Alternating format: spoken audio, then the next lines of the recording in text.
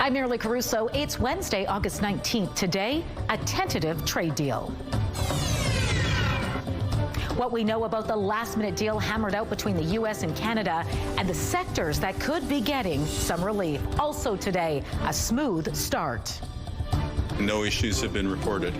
How many people visited the province's first supervised drug consumption site during its first week of operation? Plus, a change of scenery, where a new Costco is coming, and when you can expect to load up your cart.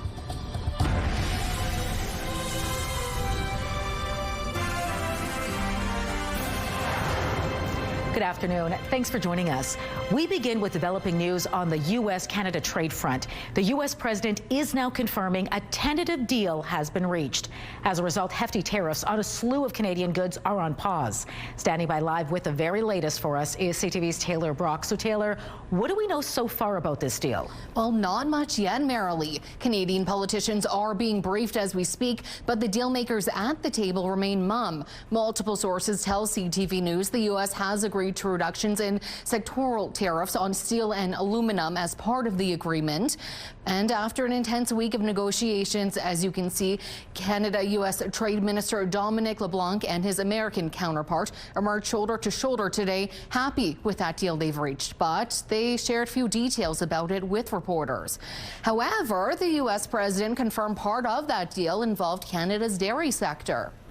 You know, farmers have been hurt very badly by Canada, and they won't be paying any tariffs anymore. And we may bring some of the tariffs down to a level where other countries are, because Canada was paying a higher tariff. It's going to be a wonderful deal, hopefully a wonderful deal for everybody.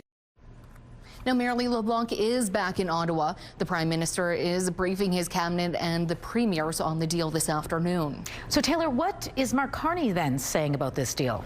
Well, he'll only say the agreement reinforces the Canadian advantage. And the Prime Minister was less clear on social media, posting that the deal is, quote, securing the best terms in each of Canada's most important strategic sectors and providing greater certainty about our future trading relationship. Now, we will have more on this deal and what it could mean for Manitobans coming up at 6. All right, looking forward to it. Thanks, Taylor. Manitoba's supervised drug consumption site has now been open a week, and the Premier says about 125 people have visited so far. No issues have been reported. So my hope is that for all of the media attention and controversy and whatever that people have tried to kick up around this, at the end of the day, I hope it's open now. It just fades into the background and becomes another part of our healthcare system where people with severe problematic substance use issues can just go and get their healthcare needs attended to in the first instance. The temporary site is running out of a fenced-off parking lot at 366 Henry Avenue, while renovations are done on the permanent facility. While staff don't supply drugs, they do offer testing, clean supplies, and access to supports and services. The site is open Tuesday through Saturday. Several households in Steinbach are taking the city to court, alleging its mismanagement of the sewer system caused repeated basement flooding following rainstorms in 2024 and 2025. The statement of claim was brought by 22 plaintiffs who live in the city's northeast. They claim the sewer system was never meant to handle stormwater, but the city knowingly allowed it to go on for years. Now, according to the claim, for more than 10 years, residents have been pumping rainwater into the system with their sump pumps. It further alleges the city failed to activate auxiliary pumps in a timely manner during the storms. As a result, the homeowners say water backed up into their basements, damaging property and diminishing the value of their homes. They're seeking an unspecified amount in damages. In response to a request for comment, the city of Steinbach says its legal team will respond accordingly. It goes on to say the city is not aware of evidence indicating reported damages were caused by negligent maintenance or the operation of the city's infrastructure. And severe rainfall can result in backups even when the system is in working order. Steinbach says it's still pushing for retroactive disaster financial assistance after claims in both 2024 and 2025 were denied. A surge in surrendered animals has the Winnipeg Humane Society in a bind this summer. Right now we are at capacity, and so what that means is we have a large volume of animals, but capacity also looks like our ability to care for those animals. The jam-packed shelter has implemented a temporary intake freeze as a result. It's so staff can keep up with feeding, cleaning, and treating animals already in its care. The Humane Society is still accepting critically sick and injured animals, but doesn't have any room for surrendered pets right now. Communications Director Carly Peters says shelters across the province are dealing with similar issues. We've seen an increase in owner surrenders because of the inability to afford vet care. Vet care has gone up, both preventative and reactive vet care. So that would be the main reason we're seeing owner surrenders. Peters says the price of food and a lack of pet-friendly housing options in the city are also contributing to the problem. She adds the shelter does have a food bank program and other resources available to struggling pet owners. The Humane Society is urgently looking for fosters and, of course, forever homes to help lighten the load. You can find more details on how you can help online. Costco shoppers will soon have another spot to fill up their carts. Crews have now officially broken ground at a brand new location in West St. Paul. A groundbreaking ceremony was held last Friday, and today our cameras captured cranes and crews hard at work at the Meadowland Drive site. According to the RM of West St. Paul, the new Costco will feature a nearly 162,000 square foot warehouse on a 20-plus acre site. Plans also include an 8-lane gas bar, a car tire center, food court, and seasonal outdoor garden center. And don't worry about finding parking. There will be 1,038 stalls. The RM says the new Costco is expected to open in August of 2027. All right, let's bring in Colleen Brady now and get a first look at your Skywatch evening forecast.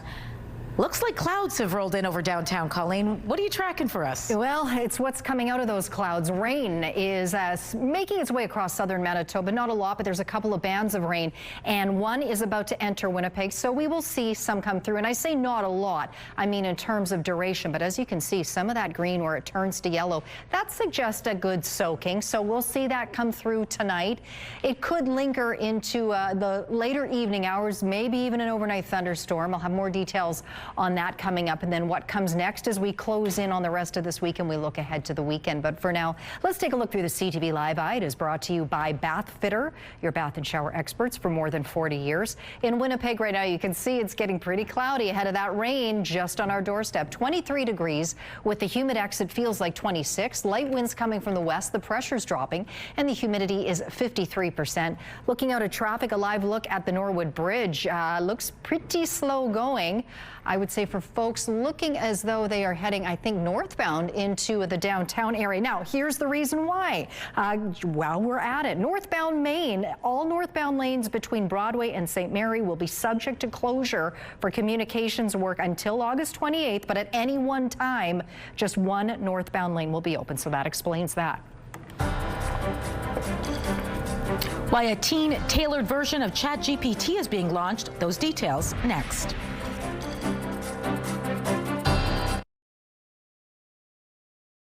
Get Winnipeg's top stories, breaking news alerts, and watch live. Download the CTV News app. Shares of Moderna soared today after the biotech firm announced promising trial results for a cancer vaccine. BNN Bloomberg's Marella Fernandez has more. The stock started the day at about $63 US. It ended the day at $174 US. So it ended the day up almost 177%. On those positive results for the melanoma vaccine. Now, if approved, the treatment would be the first of a kind. The Moderna and Merck vaccine would be tailored for patients based on their unique tumors, and those who received it at trial lived longer without cancer returning or metastasizing. Here are the closing numbers for the day. The Canadian dollar is up to 72.41 US. West Texas Intermediate up to 85.83 US a barrel. Western Canadian Select is down to 65.67, and the TSX gained 33 points today. Those are your business headlines. I'm Marella Fernandez. RCMP are searching for a suspect in a cottage break-in in southern Manitoba. This is an image of the man captured on the property surveillance camera. This is not an image of him, I apologize. The man was bald and was wearing construction boots, blue shorts, and a blue-gray Under Armour shirt. The break-in took place last week near Highway 440 in the arm of Louise. The suspect made off with an ATV, along with a grinder, generator, trimmer, and a trail camera. Anyone with information is asked to contact Manitou RCMP or Crime Stoppers. The city of Winnipeg is moving forward with a major renovation of the nearly 60-year-old Pan Am pool. The city has issued a tender for the first phase of the work, which is expected to run from January 2027 to summer of 2028. It includes concrete repairs to the main pool deck, dive towers, and replacement of the waterproof membrane and retiling, as well as various other upgrades. The city says the facility will be closed to the public during construction, but some accommodations will be made for Swim Manitoba and Dive Manitoba athletes. The project has a $7 million budget paid for by the province. Canada is on track for its fourth worst wildfire season on record. Wildfire activity really intensified in the month of July, and a lot of communities faced some challenging conditions, and federal assistance was required to support some response efforts in Ontario and in British Columbia as well. Wildfires have burned more than 40,000 square kilometers nationwide so far this year. That's an area roughly the size of Nova Scotia. Federal forecasters say the wildfire risk will continue as hot temperatures are expected over the coming weeks. There are currently more than 500 active fires burning across the country.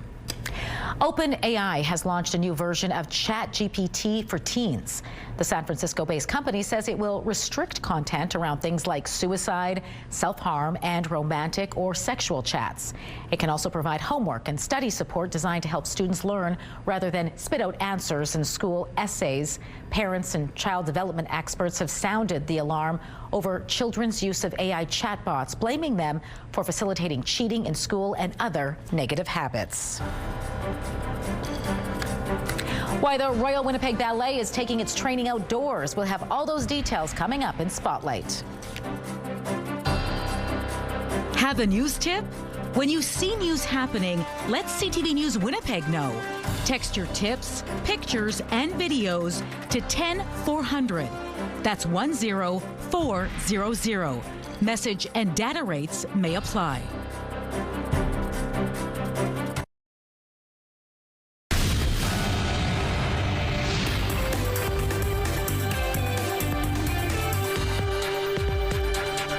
Colleen Brady is back now for Spotlight, and RWB dancers are pirouetting into action today. That's right, but it's not where you would expect.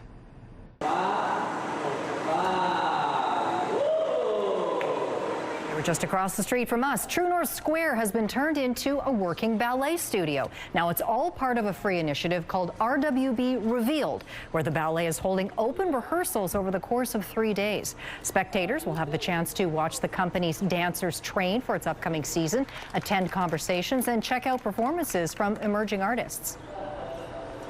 Very nice to feel part of this community. More involved, like people are just working, taking their lunch break, and they can see us working and get to our daily life and see how it works inside the ballet company. It's incredible for us. Now, today's event ends at 7 this evening, but you will still have more chances to check out the action. The RWB returns tomorrow from 9 a.m. to 7 p.m. The event runs through Friday. Maybe we'll have to take our lunch break there, Colleen. Let's do it. All right. Now to a chance to pick up some handcrafted wares. And you can also meet the talented Indigenous makers behind them. The Canadian Museum for Human Rights is playing host to an Indigenous artisan market this Saturday. You can find one-of-a-kind items like carvings, textiles, and beadwork. The free event runs 10 to 4 on the first level of the museum. Well, here's some welcome news for fans of the hit Crave show Heated Rivalry. That's right. We're getting some insight into the new season. Now, this image posted to Instagram with the caption "Day 1" shows that filming for the second season of the show is now underway. I was going to ask you, Hollander, will you come to my cottage this summer? Don't go to Russia. The drama focuses on a steamy relationship between two closeted hockey stars. The second season is set to premiere next spring. The Oasis documentary is out next month. That's right, and the first official trailer has just been released. I certainly wasn't prepared for the intense outpouring. But don't look back in anger. The sense of what it meant to people. The film follows Noel and Liam Gallagher getting back on stage together for their record-breaking reunion tour. It was considered one of the most anticipated rock and roll comebacks, and the film is said to capture the emotions of both the band and the fans. The documentary is set to make its world premiere at the Venice Film Festival next month. Marvel fans are getting a bit of a sneak peek into the upcoming film. It's just released a special look from Avengers Doomsday. He used to be kind, he used to be caring. And then, everything he loved was taken from him. The new footage was shared at its D23 panel, and the film hits theaters December 18th. The nominations are in for this year's MTV Video Music Awards. And the Queen of Pop is showing why her reign continues.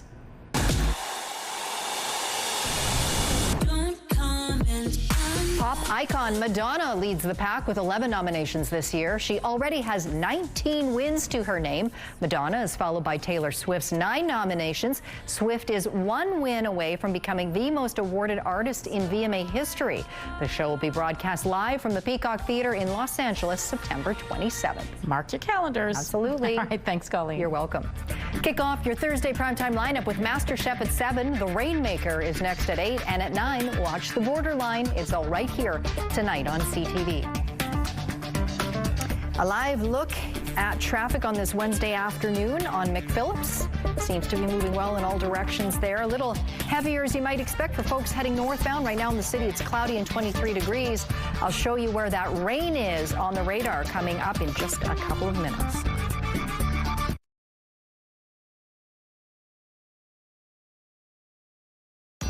Women's clothing provided by RW & Company. Salon services provided by S&T Spa Salon.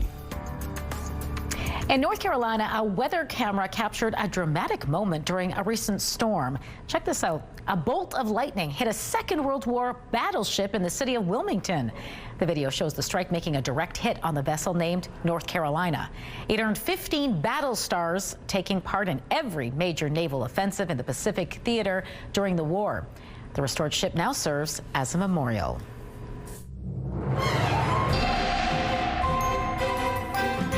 CTV Skywatch weather brought to you by South Beach Casino and Resort. Visit southbeachcasino.ca.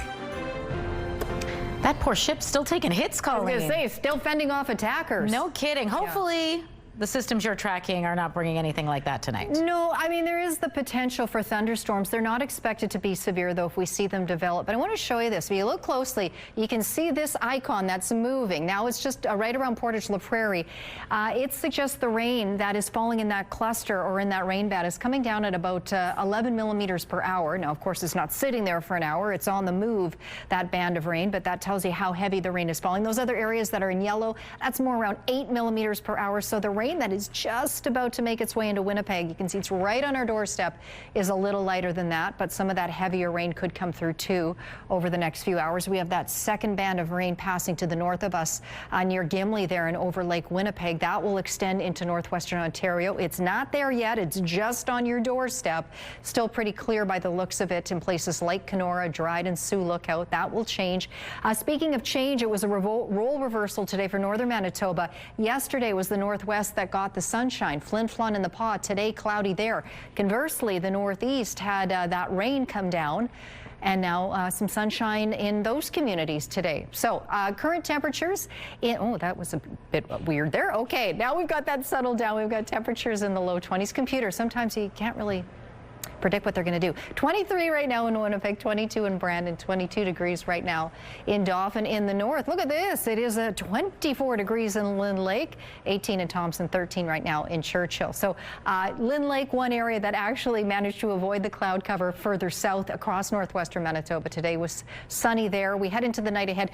There's those various bands of rain that will pop across southern Manitoba tonight, all courtesy of a trough of low pressure associated with the low over southern Saskatchewan.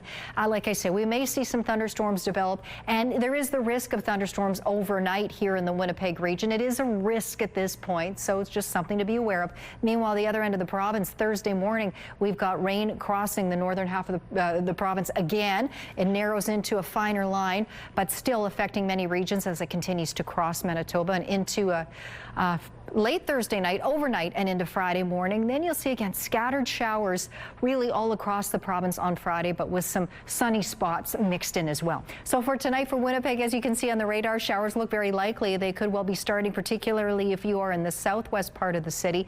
15 is our low. Along the way, there's the risk of thunderstorms. Winds at their strongest will come from the east at about 20 kilometers an hour. Light east winds tomorrow. Now there's a chance if we see those showers continue overnight that they may continue into tomorrow morning. 23 is the high in the afternoon. Should be fairly cloudy, although once we get clear of that disturbance, we should see more of a mix of sun and cloud in the afternoon. The UV index for tomorrow, Thursday already, folks, for the city is 5 or moderate. Quick look at your long-range forecast. Then we get to Friday. There's a low chance of showers, otherwise a mix of sun and cloud. 24 degrees. Sunny start to the weekend Saturday, up to 24, 26 on Sunday. So those summertime temperatures, they're not done with us yet. Mix of sun and cloud. Showers more possible on Monday. Not certain, but more possible. 26 degrees, otherwise a mix of sun and cloud. And then again, the chance of showers drops off on Tuesday, but it's not zero either. Otherwise a mix of sun and cloud with a high of 24. Our first weather photo takes us to Keld, Manitoba. That's southwest of Dauphin, just north of Riding Mount National Park. It looks like the sky is on fire, says Jason, who sent in that photo. Lovely shot. And this next one is from Chris. The sunrise over the Red River. Send us your weather photos to winnipegweather@ctv.ca. Thanks, Colleen. A lobster currently living at a grocery store in Chatham, Ontario is 1 in 30 million. You'll see why right now. Pumpkin isn't any ordinary lobster. He's an orange one. He turned up with a shipment of lobsters, but don't worry, they say there is no plans to sell him. For now, he will live in the lobster tank for people to enjoy, but they're also looking for an aquarium to serve as his permanent home. Well, it pays off to be a little bit different. Yeah, because everyone else in that tank, I think, may have a different fate. You might have to watch his buddies go. Yeah. Well, hopefully he finds a bigger aquarium somewhere where his friends aren't getting taken home for supper. That's right. Okay, that does it for us this hour. Maybe you can make a quick supper and meet us back here at 6 o'clock for more news. See you then.